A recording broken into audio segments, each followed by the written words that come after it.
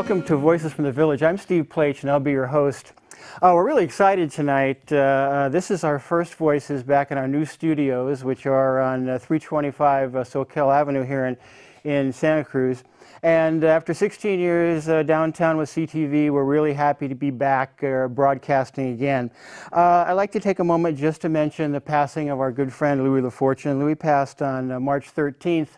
And he is missed from the Voices family. My co-host Sandino Gomez and I say that we can always sit in Louis' seat, but we really can't fill it up the way that he did. So Louis, we certainly miss you, and we're thinking about you. But as Louis himself would say, the show must go on. So this evening we're really happy to bring you a show and a program about one of the terrific cultural events at downtown and around the county and in Monterey County, in fact. It's been going on for many years, the Reework Film Festival. I'm happy to have Jeffrey Smedberg with me. Jeffrey, welcome.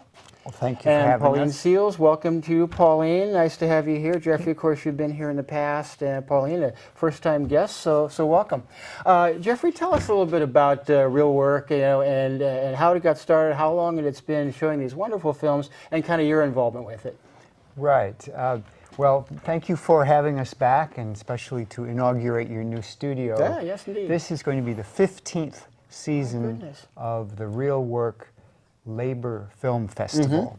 And I always think sometimes people shorten the name, and the first word they drop is labor, and to me that's the most significant word in the whole title. And certainly with your background in labor, that's entirely appropriate. Well, the background of the festival. Yeah. It began in 2002, myself and a couple of other people sitting around in the Union Hall thinking, you know, our union members, they don't know the history. They don't know why we have the weekend. They don't know why we have the 8-hour day. They don't know the struggles that working people went through for well over 100 years to fight for these rights of workers, health and safety on the job. You know, this didn't just happen. This happened. Of course not. It occurred because people fought and struggled for it over decades and decades, and now it's come to be so commonplace that people think it's just part of the natural scenery. And what we know today is that the union movement is gotten smaller, and it's not as strong. And the union movement is really the strongest advocate or most organized and advocate for all working people, raising the issues that affect all working people. And you know, these gains that we've had, 8-hour day, a lot of people now have to work 2 jobs to make ends meet. And so the 8-hour day went out the window. You know, we did get some retirement security and got Social Security enacted. That was basically the labor movement that did that in the 30s. And nowadays, there's a big political movement to, let's get rid of Social Security. So it's not a given that these things are going to be with us. And if we forget our history, you know, we may lose all these things. And so we thought, well, how are we going to teach our own members our own history? Well, why don't we show a couple of movies? And it just and grew so from you there. did. And we did, right. Well, thank you for that retrospective. It's entirely appropriate around the Reework Labor Film Festival, you know, to keep some historical perspective again about, you know, how much struggle there's been. Pauline Seals, welcome to you. Tell us a little bit about yourself before we start looking at some of the trailers and the films. Let your audience know a little bit about you. Well, I was a physics teacher at PCS, Pacific Collegiate School, for 6 years, and I did teach physics altogether for about 20 years. Before that, I was a Silicon Valley engineer. And in my last few years of teaching, I taught advanced environmental science, and that really got me into the environmental stuff. Wonderful. So that then when I retired, I finally had time to get involved in activism. And you are working actively with 350.org, are you? 350.org org locally has amalgamated with some other people, and so we now call ourselves Santa Cruz Climate Action Network. Yeah, that's right. In fact, I've been to a couple of your very successful events in March you've had downtown and around town. Wonderful. So thank you for all that work. As this is broadcast, the film festival will have been going on for a week or so, and you will have already shown several wonderful films, and I hope that it's been well attended as it is every year. But let's look at a first trailer here, and we can talk about that. This is a trailer about Sisters, which is, Jeffrey, help me out when Sisters will be screened? Yeah, Sisters in the Brotherhood is going to be screened on Wednesday, April 27th. Great, okay. That's perfect for us because this is going to be broadcast for the first time on the 26th, so people will be able to see that, and we'll get a little awareness out in the community. Let's see that trailer for Sisters in the Brotherhood. Okay.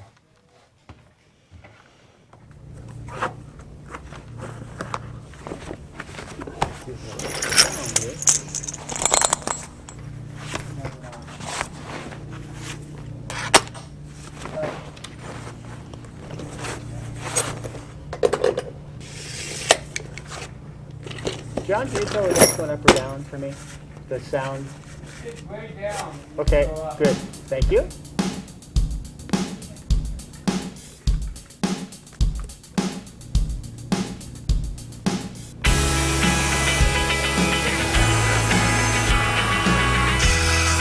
That's good for us.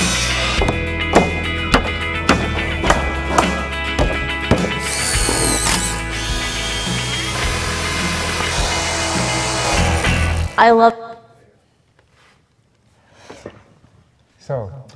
So that's it. Okay, let me just read from these wonderful, you'll see these all around town, the Reework May Day Labor Film Festival brochures, just terrific professional looking, advertisements for this. But let me read a little bit about this. This is Sisters in the Brotherhood, a realistic view of what it's like to be a woman carpenter. Women in the trade talk honestly about the challenges as well as the pride they feel from their work.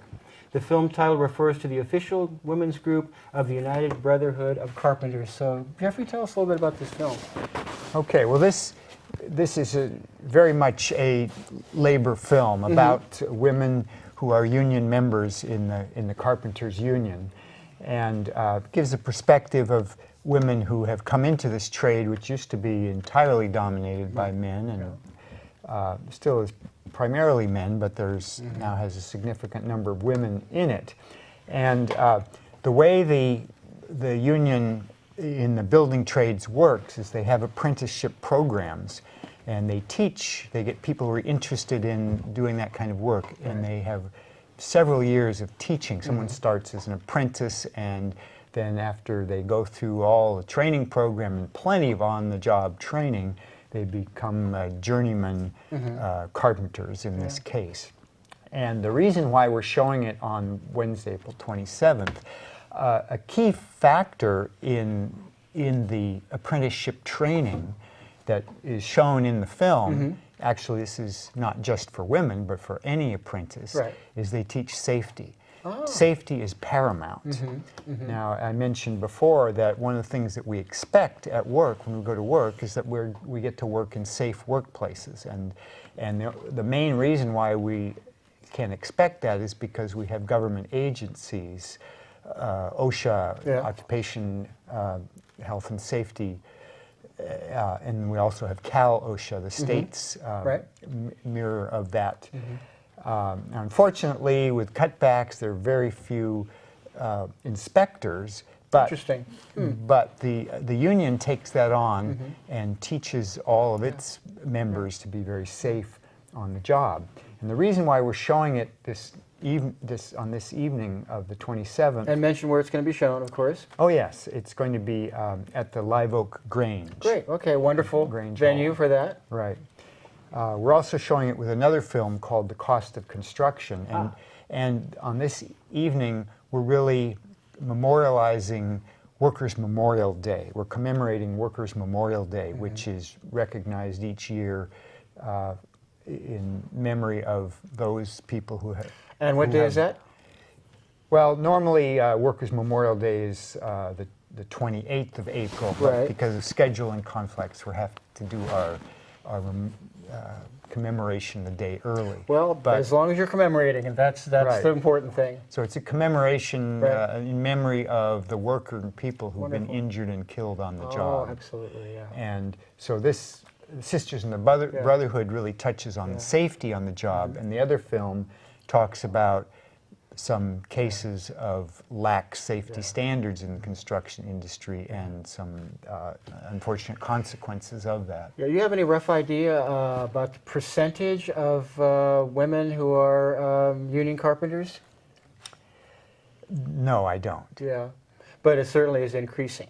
It because is of the- increasing, yeah. and locally, one of the speakers is going to be a field representative from the Carpenters Union locally, which is Yeah. Carpenters Local 505, Yeah. and that local union, just this past year, elected a woman carpenter as their Oh, is that local right? president. Okay.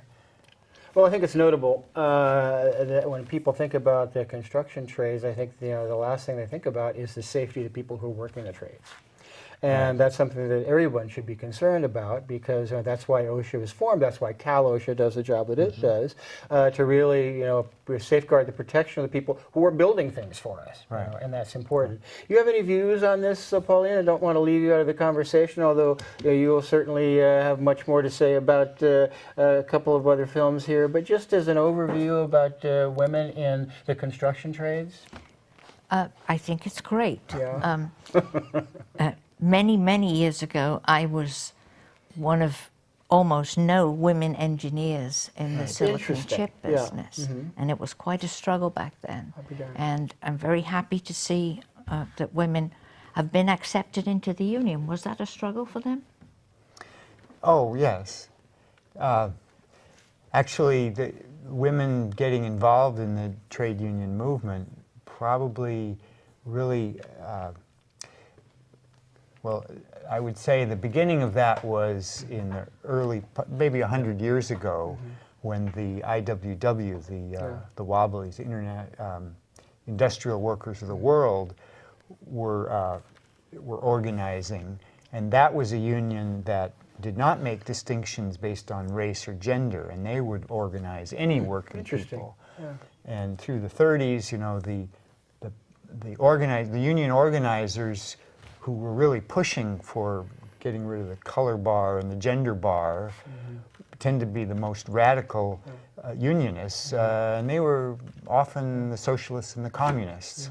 Certainly the perception and the visual has always been historically in the United States of a man working on a construction site. Right. And I think that really is changing with women having access to all the trades and professions, and the more that happens, the more access they have, I think, the better off we are as a society. I think, let's go to another film here. This is going to be How to Let Go of the World. We're very excited about this because this is hosted by the United Nations Association, of which I serve as a board member, but we're going to have as our speaker John Laird, who's the California Secretary of Natural Resources and a Santa Cruz native for years and years and years, former city council member, former mayor. So we're very, very excited to have John there and have this film screened at the Del Mar. So let's watch that trailer, and then we can talk about How to Let Go of the World. Excellent film.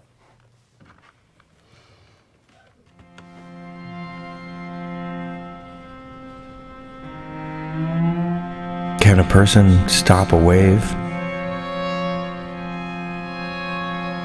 Could you stand on the shore and stop a wave from crashing?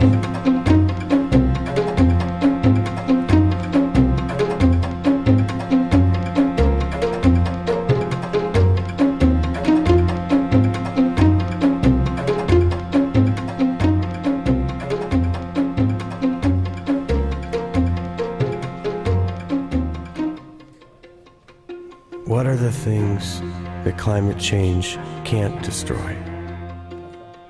What are those parts of us that are so deep that no storm can take them away?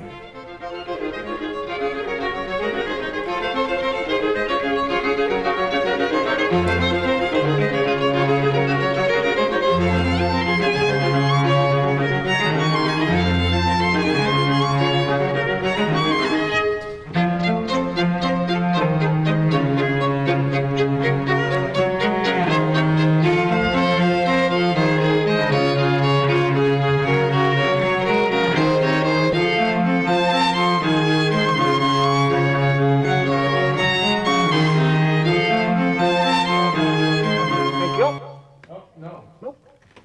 Okay, this is very exciting. Of course, How to Let Go of the World, the subtitle, and Love All Things, Climate Can't Change. This, from the brochure, is by the Oscar-nominated director of Gaslands, Josh Fox, and it's a full-length, it's a 125-minute film, it's a full-length film. Right. And certainly John will be there speaking, and I'm sure maybe folks there are fielding some questions. But tell us about this. It's a very, very exciting screening. Right. We're very excited to have this film in our program, brand new film, and of course Josh Fox is known for other environmental films. Gasland was fantastic. Yeah. Right, and he does it from a very personal narrative style, and travels all around the world. And I know, Pauline, you've been able to look at some of the film too.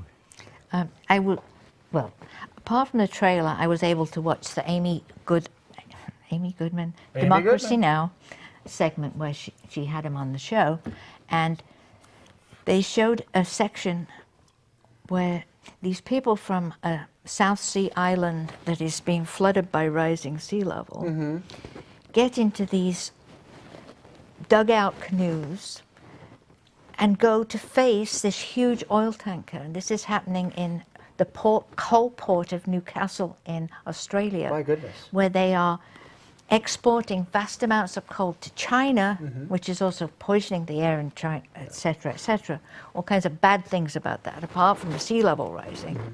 And these people in these flimsy canoes, and well, they're small. Yeah. I'm not going to say they're flimsy, but they're stout. They're very small.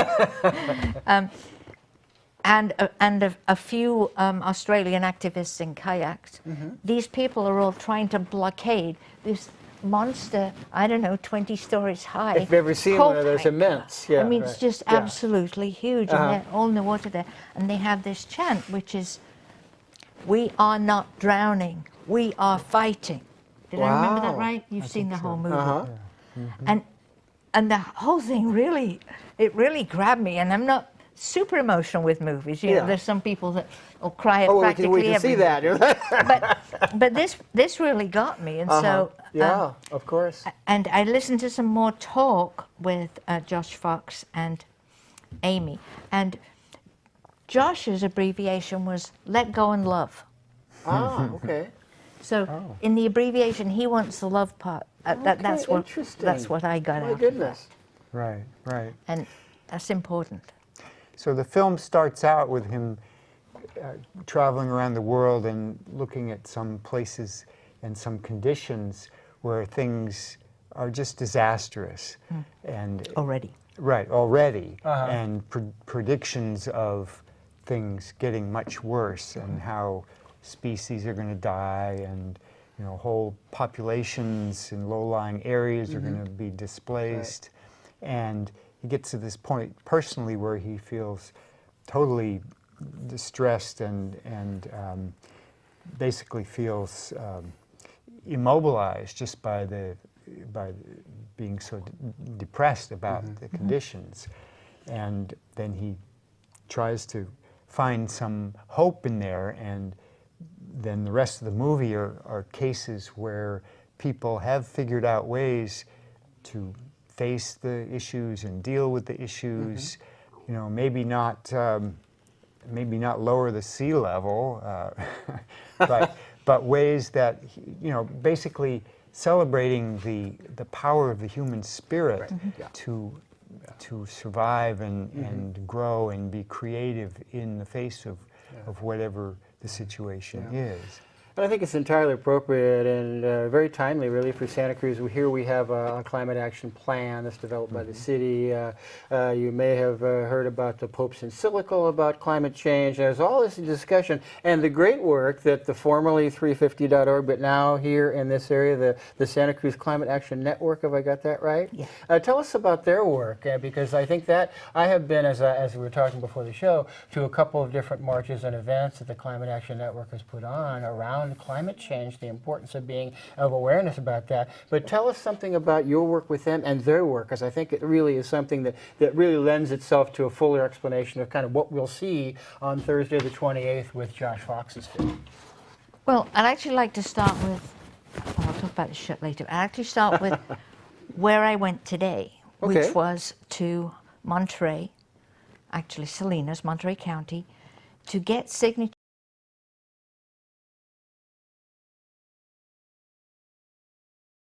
Team that are working there are the same people that successfully banned fracking in San Benito a couple of They're years wonderful ago. work. Aromas Cares for the Environment and those folks And- down there, terrific work, and- no question.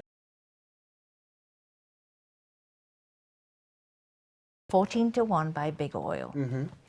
Now, some of what's happening now in Monterey as we go around collecting signatures, some of the people will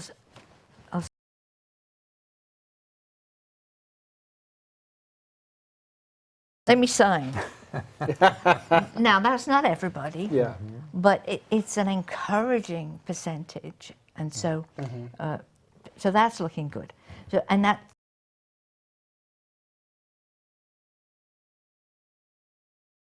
Absolutely, and in fact, I'll interrupt you for just a second. When we did a show, and a couple of shows, in fact, here on chemical fracturing or fracking, and we played clips from Gasland, and it was extremely powerful, to see that.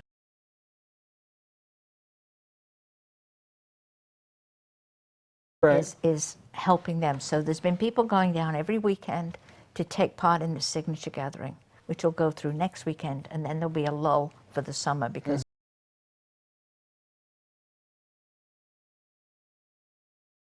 of yesterday. I And think. they need to get to what number? Well, they I think officially I think they're aiming for double Right. what's required Okay. on this ballot, and so I think they're Which is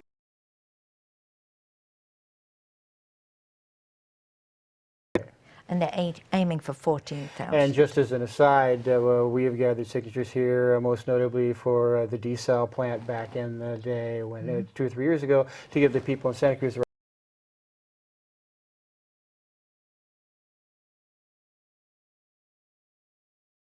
is invalidated for some reason.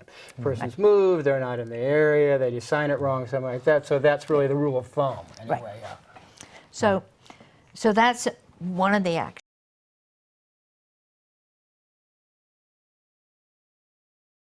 Carpool Of down course, there. yeah, sure. So we also have an ongoing education thing.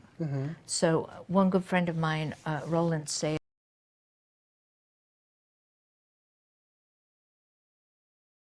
called Climate Change Hits Home Santa Cruz.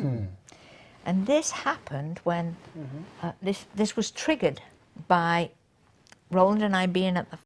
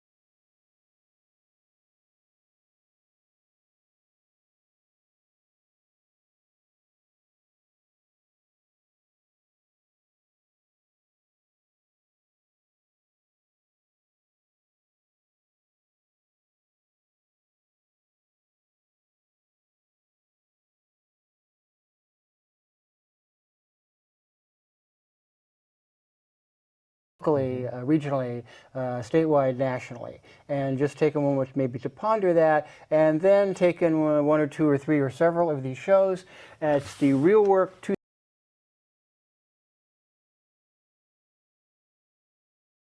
Thank you, Jeffrey Smedber, for being here. Pauline Seals, a delight to have you here. We'll have you back. Maybe we'll do a climate show and just be you and I, and we'll talk climate.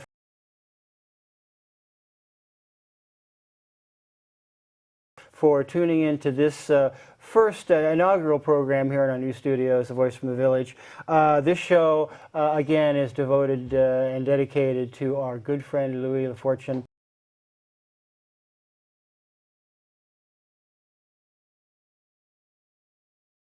Everybody behind the camera, John Maurer, Gail Williamson, Ken Nobler, Keith Gudger, Brian Schulman, all the folks who really make this magic happen. Thank you, and I'm Steve Plach. We'll see you next time on Voices.